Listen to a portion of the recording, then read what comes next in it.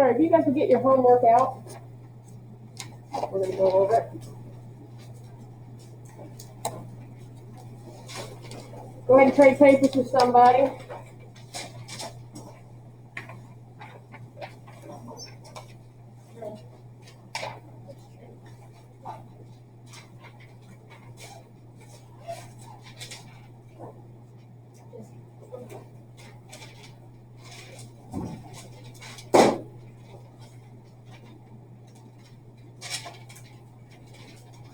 Please write your name on the bottom of the page you're grading.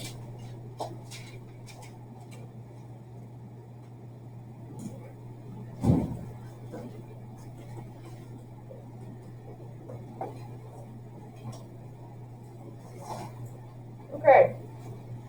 The answer to number 1 is x equals 0, x equals 3 over 7. X equals 0, x equals 3 over 7. 2, x equals 0, and x equals 3 over 2. 3, x equals 0, x equals 9. 4, a equals 0, and a equals 4/5. 4 over 5. 5, c equals 0, and c equals 2/3.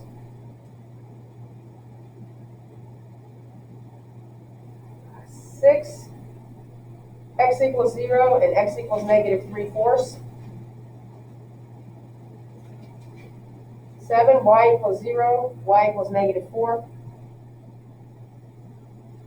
8, a equals 0, a equals -3. 9, x equals 0, x equals -1/2.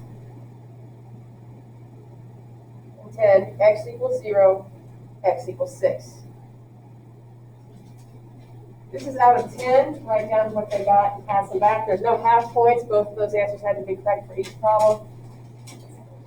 So write down what you all got, pass them back, and then I'll answer questions.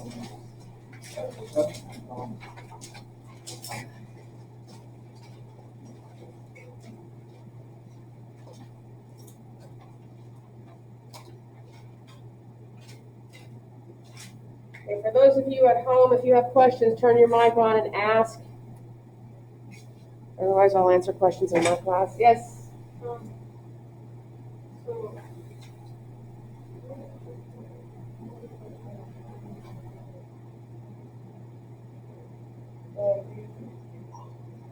this work, you have to add 15x to both sides first.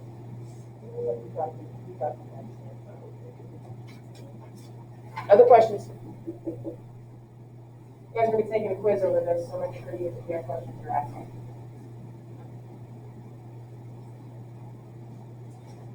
All right, make sure your name's on and pass them up.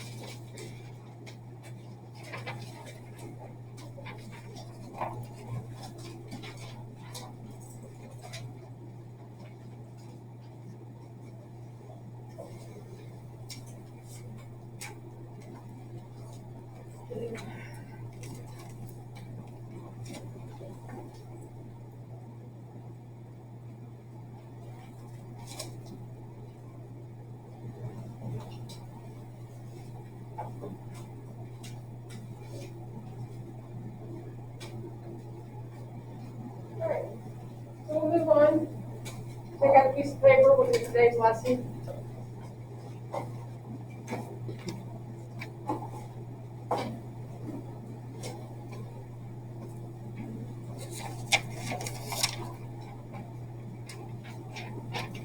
And this is still 4-3,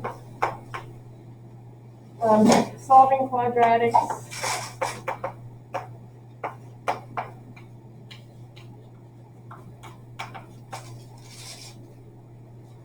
By the square root method.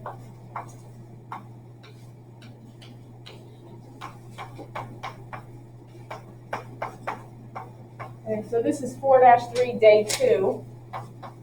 That's how you'll find it. 4-3 is day 2.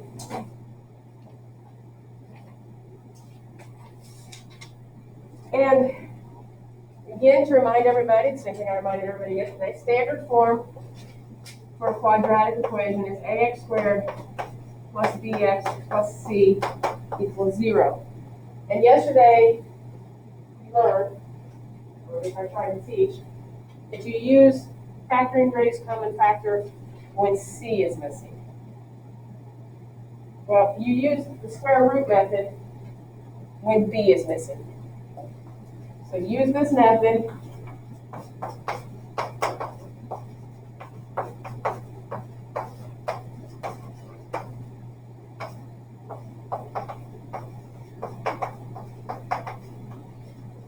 When b is missing, and a and c are perfect squares, or can become perfect squares.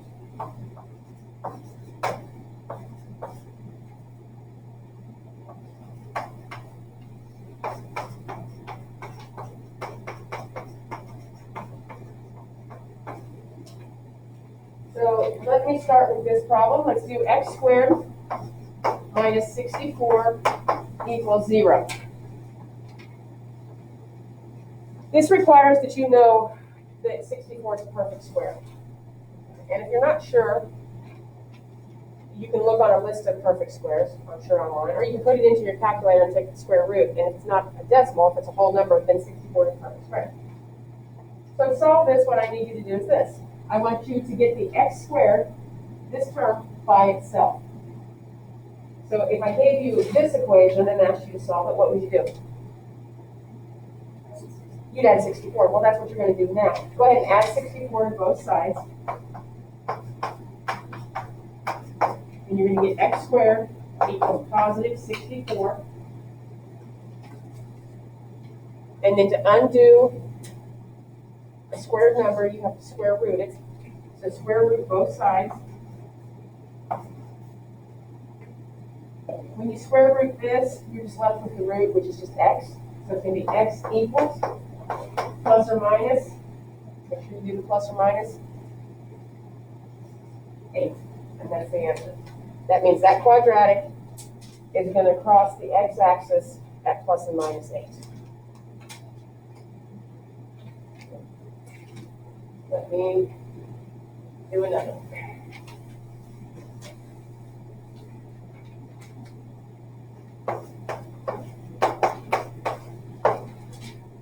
Sometimes they're in the form we want them in. The term that's missing is b, but it's ready to be solved because the x squared is already by itself. Square root both sides. So x equals plus or minus 11.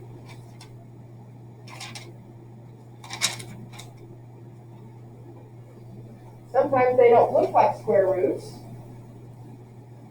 Okay.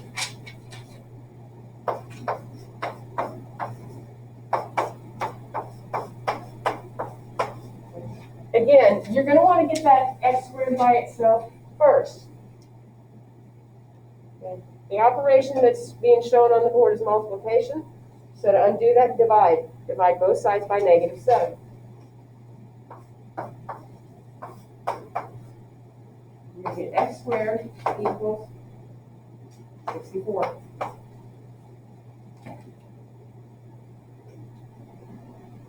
Square root both sides. And you're going to get x equals, again, plus or minus 8.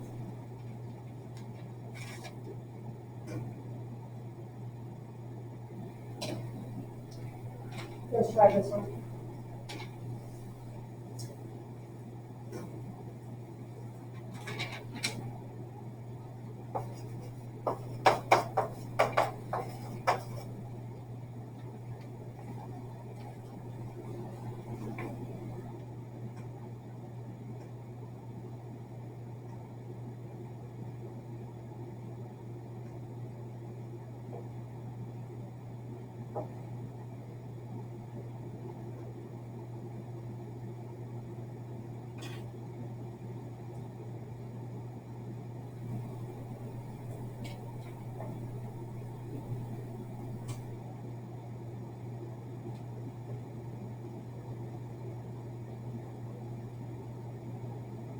What'd you get? And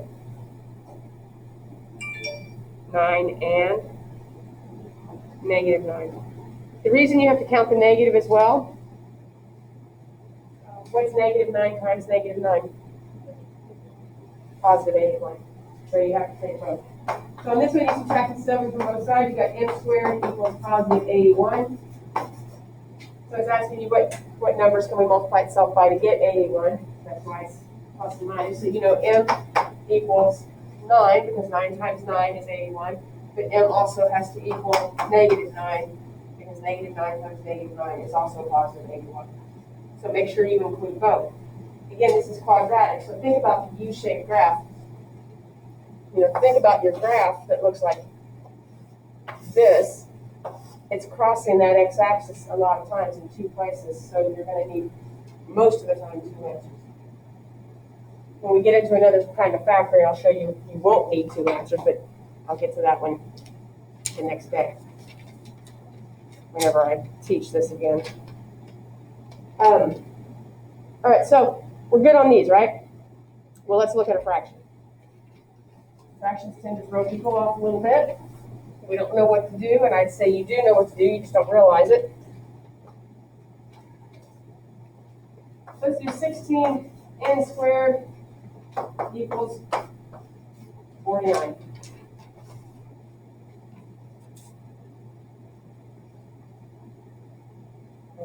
Got to get the n squared by itself, so go ahead and divide.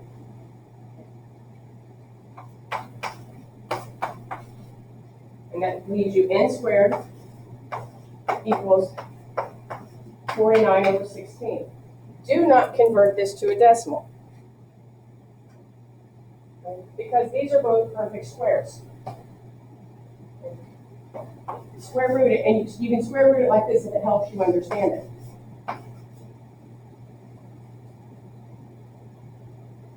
Okay. So n is going to equal plus or minus square root of 49 is 7, square root of 16 is 4, and there's your answer.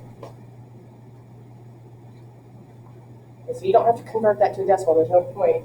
Just square root, if they're perfect squares, square root them. If they're not perfect squares,